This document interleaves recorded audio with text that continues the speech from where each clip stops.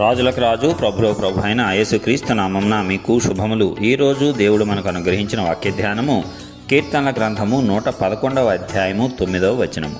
ఆయన తన ప్రజలకు విమోచనము కలుగజేయువాడు, తన నిబంధన ఆయన నిత్యముగా ఉండ నిర్ణయించువాడు.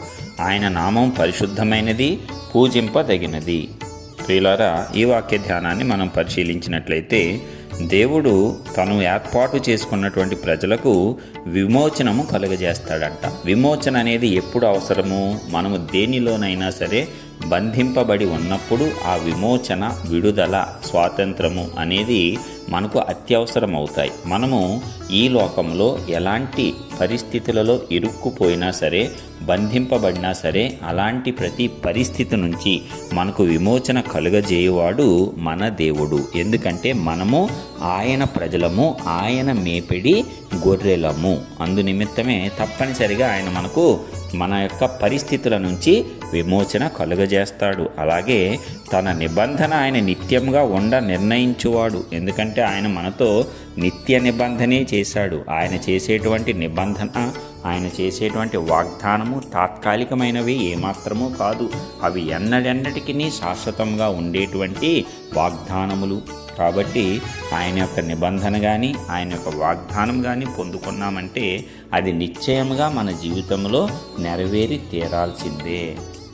అవి నెరవేరు వరకు ఆయన మనలను విడువడు, ఎడబాయడు. కాబట్టి తన నిబంధన ఆయన నిత్యముగా ఉండ నిర్ణయించువాడు. ఆయన నామం పరిశుద్ధమైనది, పూజింపదగినది. మరిన్ని కార్యాలు చేసిన వాడు పరిశుద్ధుడు కాక ఇంకా ఎవరు? కాబట్టి ఆ నామము తప్ప ఇంకా పూజింపదగినటువంటి నామము ఇంకా ఏమి ఉంటుంది?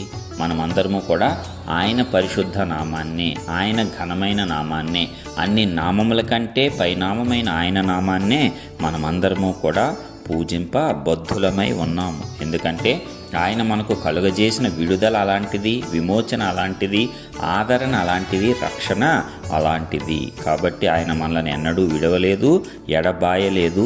విడువడు, ఎడబాయడు కూడా. అది తరతరములకు శాశ్వతమైనటువంటి నిబంధనగా మనకు ఆయన స్థిరపరిచి ఉన్నాడు. దీనికంతటికీ కారణం ఏంటి?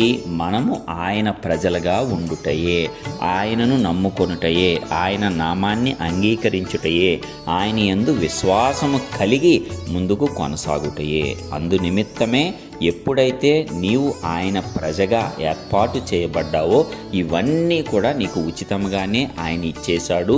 ఆయన యొక్క కాపుదల నీకు ఎల్లప్పుడూ ఉంటుంది. నీవు దేనిలో బంధింపబడినా నీవు ఆయన ప్రజవు కాబట్టి నీకు విమోచన ఖచ్చితంగా ఆయన కలుగజేస్తాడు. ఆయన తన నిబంధన నీ పక్షమున నిత్యముగా ఉంచుతాడు, దాన్ని నెరవేరుస్తాడు, స్థిరపరుస్తాడు.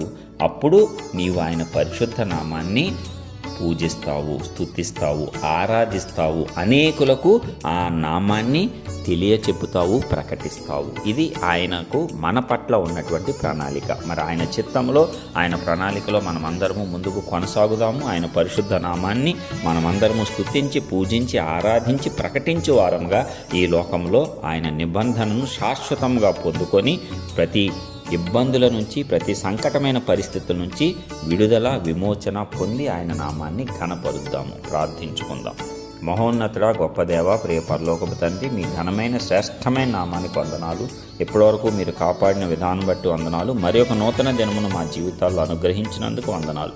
నిత్య నూతనమైన మనశ్శాక్షితో మమ్మల్ని నింపి బలపరిచి ప్రతిరోజు నీ ఆదరణ నూతనంగా మాకు కనపరుస్తూ, మమ్మల్ని బలపరుస్తూ, విశ్వాసంలో ముందుకు నడిపిస్తున్న విధానం అంతటిని బట్టి మీకే వందనాలు చెల్లిస్తున్నాం. మరి ఒకసారి నీ వాక్యం ద్వారా మమ్మల్ని బలపరిచి దర్శించినందుకు నీకే స్తోత్రాలు. అవునయ్యా, నీ ప్రజలుగా మేము ఉన్నాము కాబట్టి మేము విమోచన పొందుట తథ్యము. ఎలాంటి బంధకాలలో మేము పడి ఉన్నా నీవు మమ్మల్ని విడిపించి విమోచన కలుగజేసి స్వతంత్రులుగా చేసి నిన్ను ఆరాధించేలాగా నీ నిబంధన మాకు శాశ్వతంగా, నిత్యంగా ఉండేలాగా స్థిరపరిచేటువంటి దేవుడు. కాబట్టి ధైర్యంతో, నమ్మకంతో, విశ్వాసంతో మేమందరము నీ యందు కొనసాగేటట్లు గొప్ప గొప్ప కార్యాలు, ఆశ్చర్య కార్యాలు నీవు అనుగ్రహించేటువంటి బలముతో ఈ లోకంలో మేము చేయునట్లు, నీ నామాన్ని సకల జనులకు కనపరిచేటట్లు కృప చూపించి నడిపించి, మరి నీ నామాన్ని ఘనపరిచే వారంగా, పరిశుద్ధమైన నీ నామాన్ని పూజించే వారంగా మా అందరికీ నీ కృప అపరిమితంగా విస్తరింపజేసి ఆశీర్వదించవలసిందిగా